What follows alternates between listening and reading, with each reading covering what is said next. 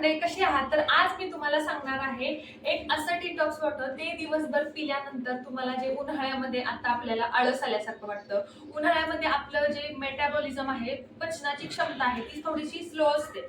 आपण अन्न जरी कमी खाल्लं तरी उन्हाळ्यामध्ये आपली तब्येत वाढत असते. लक्षात घ्या, थंडीपेक्षा उन्हाळ्यामध्ये वजन वाढत असतं. उन्हाळ्यामध्ये चेहरा खराब होतो, अंगावर घामोळ्या येतात, उष्णतेचा त्रास होतो, पिंपल यायला लागतात.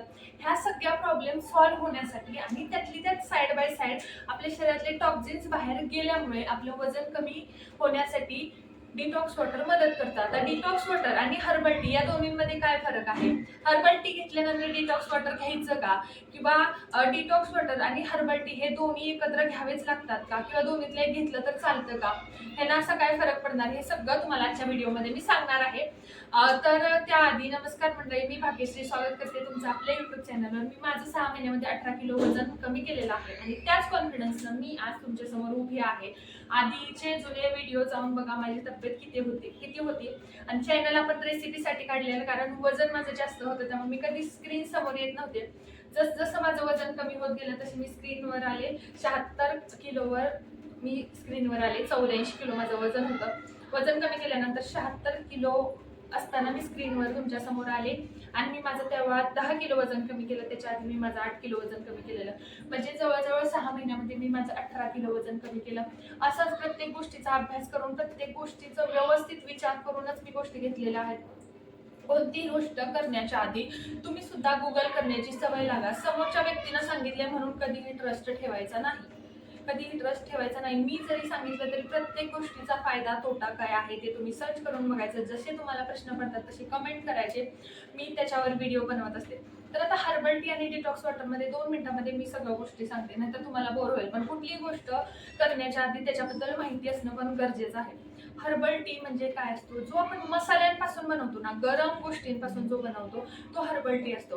म्हणजे जिऱ्याचं पाणी घ्या, मेथी दाण्याचं पाणी घ्या, ओव्याचं पाणी घ्या, कच्च्या बडीशेपचं, दालचिनीचं पाणी घ्या. हे जे गरम मसाले असतात ह्याच्यापासून आपण हर्बल टी बनवतो.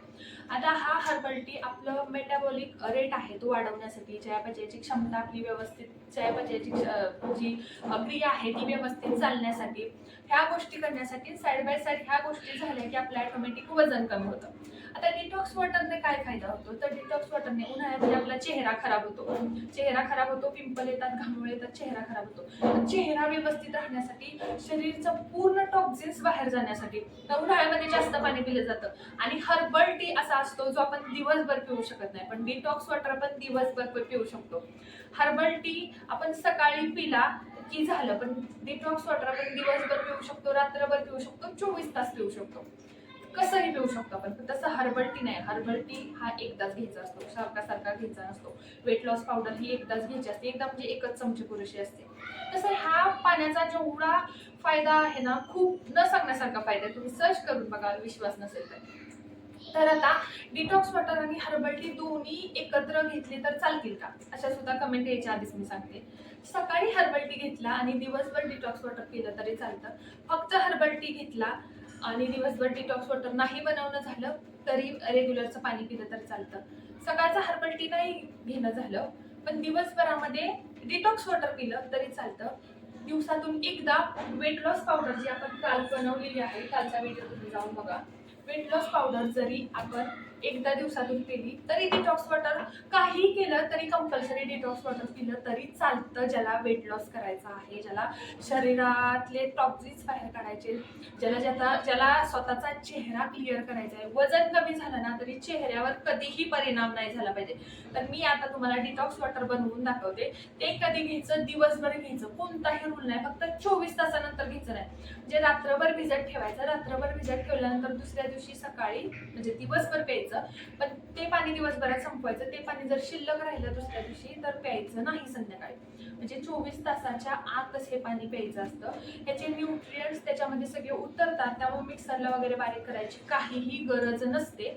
पण 24 तासाच्या आतच प्यायचं, नाही तर शरीरावर वाईट परिणाम होऊ शकतात. फूड पॉयझनिंग वगैरे होऊ शकतात. तर चला व्हिडिओला सुरुवात.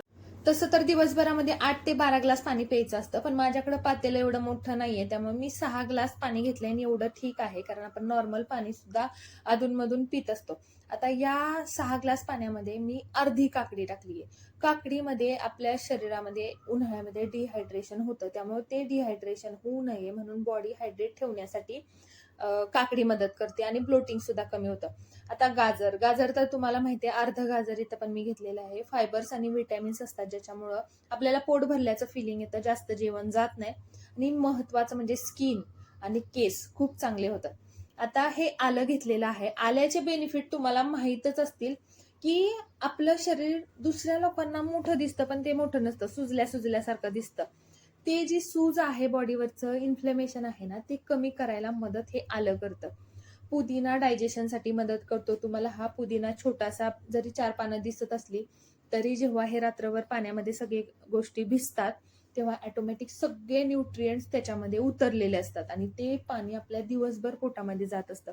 त्यामुळे डायजेशनसाठी पुदिना जाणार आहे. एवढ्याशा पुदिन्यानं उष्णता वगैरे काही वाढत नाही. आता अर्धच लिंबू घेतले, त्याच्या मी 4 फोडी केल्यात. ते लिंबू आपल्या पाण्याला छान टेस्ट यावी आणि लिंबामध्ये असतं व्हिटॅमिन सी आणि दिवसभर आपल्याला फ्रेश वाटावं, त्या पुदिन्या आणि लिंबाने आपल्याला दिवसभर फ्रेश वाटतं. हे पाणी रात्रभर आपल्याला भिजत ठेवायचे, म्हणजे तसंच ठेवायचे आणि उन्हाळा आहे, फ्रीजमध्ये जरी ठेवलं प्यायच्या आधी तरी चालेल, नाही ठेवलं तरी चालेल. तुम्हाला जर पाणी थंड प्यायचं असेल तर तुम्ही फ्रीजमध्ये ठेवू शकता. मी प्यायच्या आधी 10 मिनिट ठेवते. तर व्हिडिओ कसा वाटला हे कमेंट करून नक्की सांगा आणि कोणाचं किती वजन आहे, कोणी किती कमी केलेलं आहे, कोणाचं आपल्या व्हिडिओमुळे किती वजन कमी झालेलं नक्की कमेंट करून सांगा. Thank you, bye bye. सबस्क्राईब करून जा जाता जाता.